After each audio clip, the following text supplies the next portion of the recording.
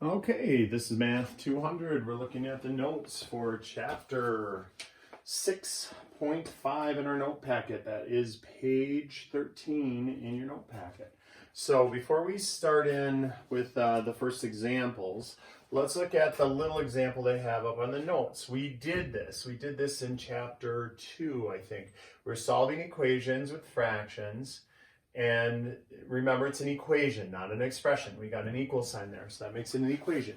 We rule the universe with equations. So if you don't want to work with fractions, you don't have to work with fractions. We can find the LCD between 3x and 1 and 6. That is 6x.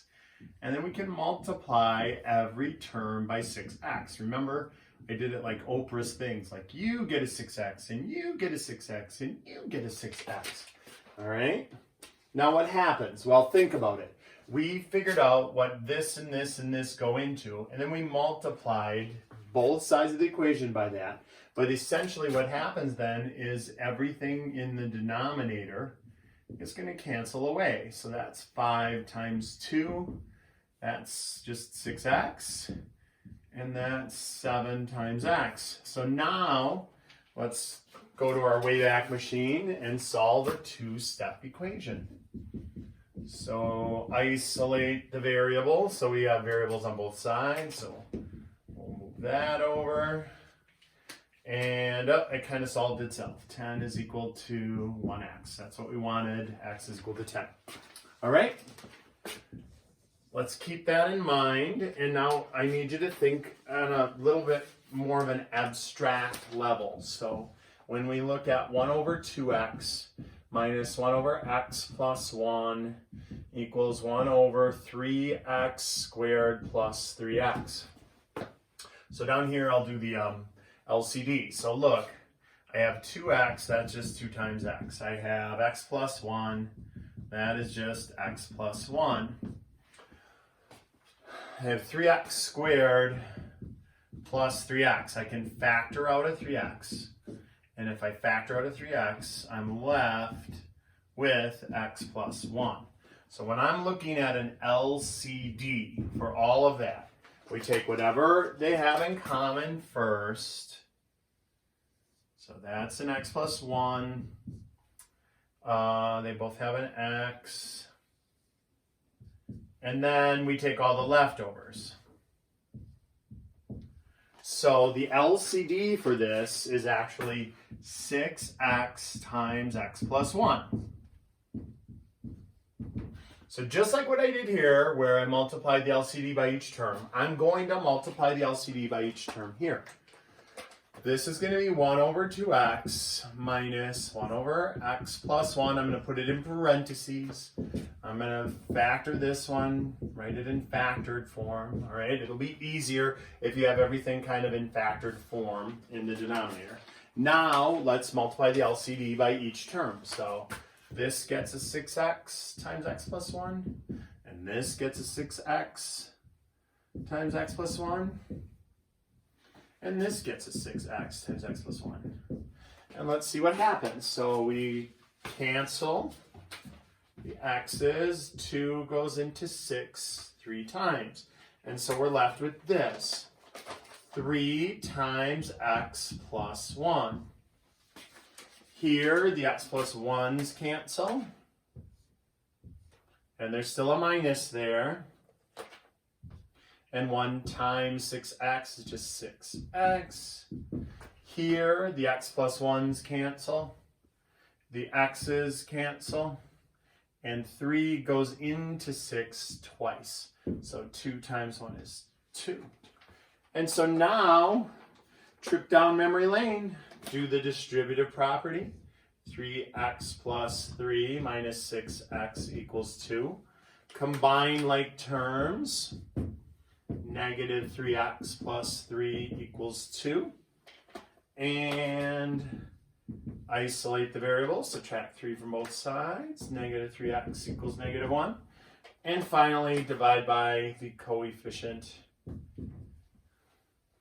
And a negative divided by negative is a positive 1/3. Now, we should take a look at that and make sure that, okay, there's a couple of no answers. I can't have 0.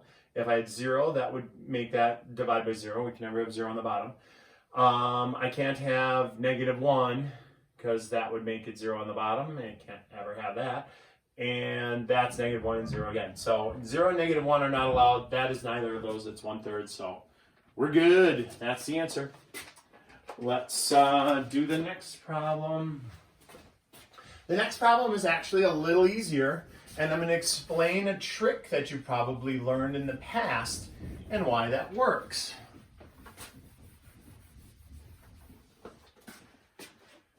So when you have proportions, when you have 1 over x minus 1 equals 2 over x plus 1, you may have been taught this trick in the past: cross multiply and solve. Cross multiply and solve. That means you take 2 times x minus 1 and it's equal to 1 times x plus 1. So that's the cross multiply, and now 2x minus 2 equals x plus 1. Here comes the solve. We would subtract 1x from both sides. That kills that.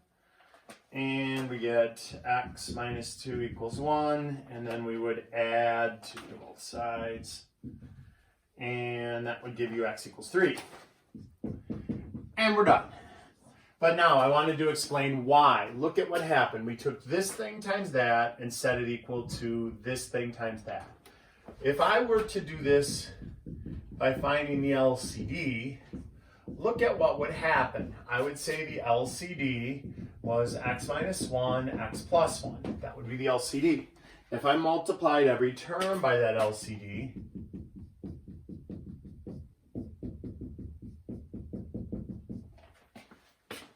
the x minus 1's cancel here, the x plus 1's cancel there, and look at my end result. This will happen every time. 1 times x plus 1 equals 2 times x minus 1. Look, that's exactly what I had right here.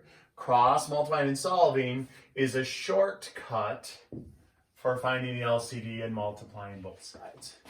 And so you can do it either way. Most students usually just do the cross multiply and solve thing. All right. And one more problem on this is, it's a little, we're going to have to bust out our sweet factoring skills here. But I don't know, it's kind of got a built-in hint on it.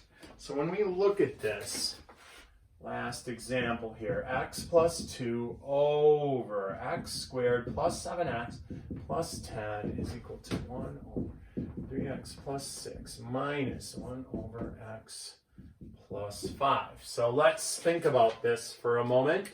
I can factor out a 3 here. Let's do that. So then whatever I write out front, I write it underneath and then reduce. So x plus 2 in there. Minus 1 over x plus 5. We'll just put that in parentheses. And here we got x plus 2 on the top, but on the bottom we got multiplies to be 10, but adds to be 7. Not a lot of suspects for 10. That's 1 and 10 or 2 and 5. Well, it's got to be 2 and 5. But even if I didn't do it this way, like normal factoring, a couple of big hints right there, right? The x plus 2 and x plus 5. So the LCD in this case is 3, x plus 2, x plus 5. So 3, x plus 2, x plus 5. 3, x plus 2, x plus 5. 3, x plus 2, x plus 5. Ooh, so this one is a little tedious because now look, the x plus 2's cancel, the x plus 5's cancel. I got 3 times x plus 2. That's not bad. This 3, x plus 2, x plus 2. I got 1 times x plus 5. That's not bad. Oh no, none of these are going to be bad actually. Minus, remember the minus is on there. So the x plus 5's go, and we get 3 times x plus 2. Okay, now this won't be bad. a little tedious, but it isn't. I thought it was going to work out to be a second degree. It doesn't. It's a first degree. So now look, distributive property, 3x plus 6. I don't know how good your memories are, but on the first test, we had a problem similar to this where it was just like this. There's none of that, but you had to do the distributive property multiple times, combine like terms. There's a negative in front. Ooh, don't mess that up. That's the tripwire here. Lots of people mess that up where they do -3 times that and get -3x, but then they do it just plus 6. Make sure it's a negative times a positive is a negative. All right. Combine up like terms, so can't do anything there. Remember, there's a 1. You see 1s all the time. 1 and -3 is -2x. Plus 5 and -6, -1. Red rover, 2x over. And now it should look very familiar. 5x plus 6 equals -1. Slide that 6 over to the other side, -6, -6. And 5x is equal to -7, and divide by 5. Don't freak out when you get a fractional answer. It was an ugly fractional question. I kind of expect to get an ugly fractional answer. Oops, don't forget the negative. So x is equal to -7/5. Okie dokie. All right, we'll do 6/6 next.